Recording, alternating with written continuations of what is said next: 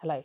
So with everything that's going on with COVID-19, I wanted to pop on and talk a little bit about how we as human beings and our psyche responds in times of crisis, and how there's going to be multiple different, sometimes a bit unusual and bizarre, responses to this situation.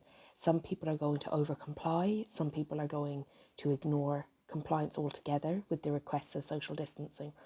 And while it can be very frustrating and infuriating for many people, what we need to do is to understand our crisis response and what in us is defaulting in this situation. So let me talk a little bit about this. How we respond to COVID-19 as individuals is how we manage and respond to crisis. So if we deny it or we go into denial or we try to avoid it, that's often how we manage in normal crisis. Okay, so if you are the person who is panic buying, then you're very likely to have a very strong response to crisis and to go straight into action. Okay, others will have taken precautionary steps, but maybe aren't necessarily changing the way they live their own life. So there can be a little bit of a disassociation that occurs as well. And I think it's really important to think about that instead of us judging each other for our reactions, we need to think about what does how I'm reacting say about how I react. So another thing, and as a spiritual person, as a person who values my spirituality, I'm seeing a lot of spiritual bypassing as well. So there's a lot of people trying to remain positive, which is absolutely okay.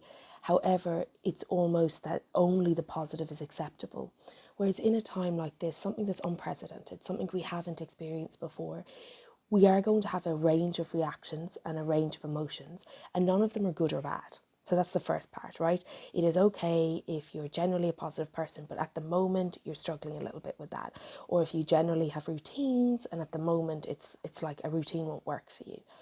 What's happening right now is very unsettling for us individually as well. So for our nervous system, it's very unsettling. Our routines have changed, talk has changed, the way people are connecting has changed. All of these things has an impact on how safe we feel. And that's really the purpose of me doing this clip, is to talk about that safety notion. So fundamentally, when we feel safe, we don't react to crisis in defaulted ways. However, when we don't feel safe, when there's some part of our identity or our sense of security or our sense of community, so the people around us, under threat, we tend to react more from a defaulted position. So let me talk about them. So here's a couple that can happen, right? So some people can ignore it, that's one side of the scale, and some people can become consumed. Some people can panic and actually feel better in the panic than in the stepping back and observing. Other people can avoid it altogether, so avoid any situation that requires a conversation or acknowledgement of the situation. People can use humour, so humour can be really, really healthy, but at times humour is a distractor. So by using humour, we don't have to feel the unnerving feeling that occurs when we don't have control over our normal environments the way we usually feel we do. You know, one of the things that I'm learning over this period of time is about how to soften into feelings as they emerge. So instead of taking a position and saying I should be positive or I should be worried or I should be panicked or I should be proactive, what I'm doing is when I feel something, I try to stop and acknowledge it, because if we allow this to flow as we process, if we process as we go through this, we're going to find that we're going to be quite solid in ourselves. Whereas if we are ignoring what's emerging within us, or we are trying to fight with very natural reactions, we're going to find that our resilience isn't strengthened in it, because we're going to feel that we have to separate out in some way from how we're feeling and what's happening for us. So what I've been practicing, and I'd encourage people to think about, is as a feeling emerges. So I've had days where I feel really sad because it just hits me how hard this is going to hit people or is hitting people. And I have other days where I feel really grateful that I'm lucky I have a roof over my head and I have warmth. And I'm trying to allow both to be there. So I think one of the things that isn't happening while people are trying to stay positive, what we aren't acknowledging is the emotional flow. And emotion flows. So we can acknowledge it as it is. And that doesn't mean we have to stay in it. So if I'm having a really difficult moment, it doesn't mean I have to stay in that moment for the day. But it does mean that if I don't acknowledge that moment, it goes somewhere. I suppress it in some way, I detach from it. Something happens to it that isn't strengthening for me. So it's really about watching what's coming up, acknowledging it for what it is, not exaggerating it, not minimizing it, processing it, which means feeling it safely. That's why safety is key here, feeling it safely, and then allowing it to pass. And it does pass, and then a new feeling comes in, because that's how feelings work. They flow, okay? So one of the things that I would say is there's a lot of talk as well about being productive during this time. And while I believe people can be productive and people can improve some of their work performances, some of their personal life, I do think that that's a standard that isn't going to be helpful, because it is going to be harder to work from home, not just from a practical point of view where the laptop is, but right now the world is in a pandemic. We are seeing our lifestyle massively change, and that's going to have an impact on our nervous system and how safe we feel. And so it's going to make it harder for us to be productive. So the quickest way around that is to practice our safety behaviours, okay? And in CBT and different practices, sometimes safety behaviours are seen as a negative because they're associated with keeping you stuck in an anxiety loop. When I talk about safety behaviours, I talk about doing the things that help you feel regulated, feel grounded, and feel present. So how can you repeatedly bring yourself back into the moment to respond in the moment, not to respond to your history of the moment, not to respond to your fear of the future, but just bring yourself into the moment. And a lot of the things that help us do that are safety behaviours. They're building up a sense of safety. They're gratitude journaling.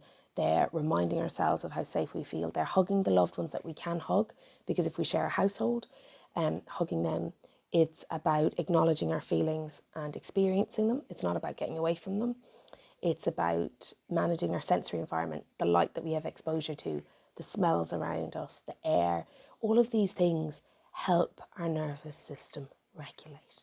And that's what we need to do at this point, so that we're not ignoring what's really happening, but we're also not being consumed by survival mode. So it's just very gently moving us in to a safer experience of ourselves and each other. This is going to create chaos. It is creating chaos, and there's all different types of reactions that we have to chaos. It's really important that we're careful about our own reactions to this chaos, because if we're not careful, what's going to happen is we are going to dismiss other people's reactions. We're going to ignore what's important to other people. We're not going to respond effectively. We're going to respond from a default position. And those default positions are very much about self-survival, and they're not about care, and they're not about compassion, and they're not about safety. They're about separation so that we can be safe. And so I'd ask everyone to think about, when you see crisis or chaos in your own life, how have you been responding in other situations? Do a check of if your current response is one of regulating and acknowledging your process, if it's one of being with yourself during this process, or if it's one of trying to move away from the reality or become overly consumed by the reality.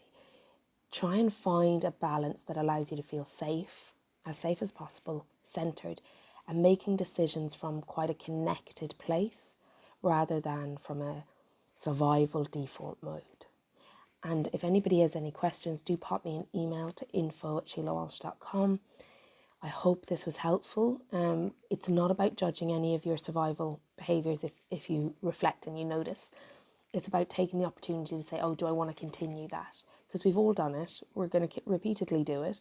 But to have compassion for others and their survival behaviours, we need to have compassion for our own instead of making ours righteous or correct. We need to say, okay, well, this is how I respond. These are the choices I'm going to make. And we need to respond from that connected place. Okay, thanks a million.